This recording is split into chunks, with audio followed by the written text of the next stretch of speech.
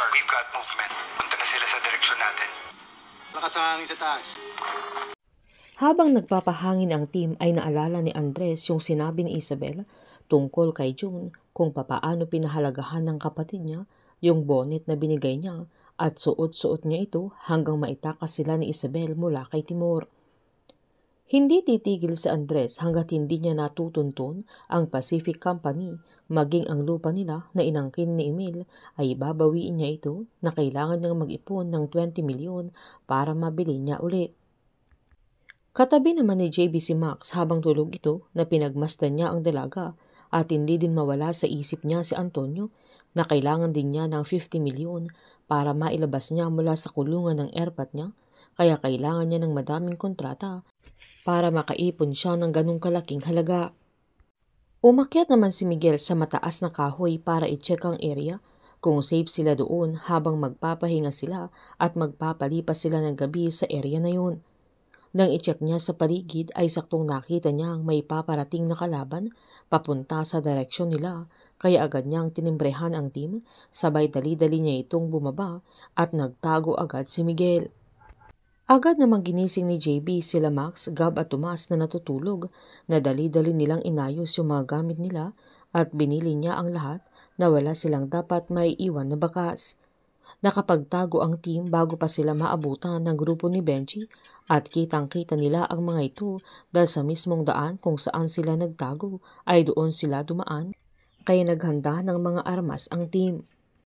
Huminto pa si Benji sa mismong tapat nila JB na naamoy niyang parang may usok na may nagsiga doon na agad namang sinabihan ng tauhan niya na baka taga-sityo lang ang gumawa nito.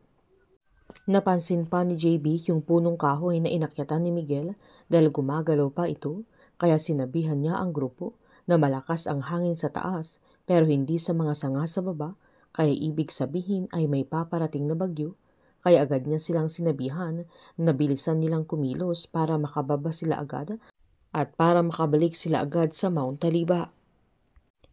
Habang nanatili naman sila Greg sa di kalayuan sa isang hukay kung saan sinuri ng Soko yung isang kalansay na nahukay nila na 2 taon na ang nakakaraan at binaril nila ito sa dibdib na may tama pa ng bala sa ulo at may nakuha silang necklace na may pangalang Enrique Agno na isang sundalo kaya binili ng head nila na kailangan nilang i-autopsy para malaman nila kung ano ang background ng kalansay at kung siguradong si Agno nga ang nakita nila.